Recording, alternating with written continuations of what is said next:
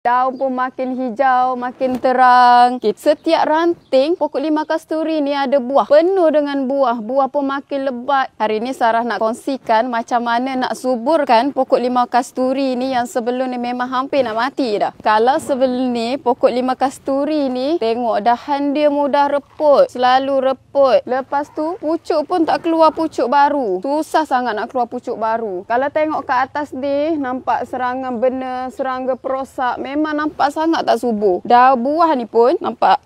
Buah ni tak sempat nak putik dah buruk dah. Tapi lepas Sarah gunakan baju super subur ni, tengok pokok lima kasturi ni. Naik ranting baru. Naik ranting baru. Tengok kat ranting ni dah bertunas dah. Daun-daun baru. Siap ada bunga lagi. Kalau tengok kat kawasan ni pula.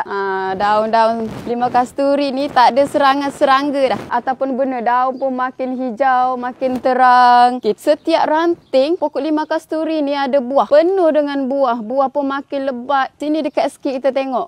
Tengok buah pun dah tak buruk dah. Dah tak gugur. Setiap ranting ni ada buah lima kasturi tau.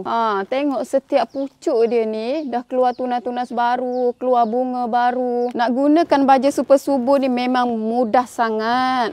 Cuma goncang dulu. Lepas tu sembuh pada bahagian putik. Sebab apa nak sembuh pada bahagian putik? Kita tak nak buah gugur. Lepas tu sembuh pada bahagian batang pokok dan bahagian akar pokok ni. Sarah pun gunakan juga super galik ni untuk halau serangga perosak. Cara nak guna pun memang mudah sangat. Goncang sahaja. Lepas tu sembuh pada bahagian yang terkena serangga perosak macam ulat putih, bena ataupun semut. Okey, goncang lepas tu sembuh sahaja. Mudah sangat kan? Nak dapatkan baju super subur ni boleh tekan button shop now di bawah.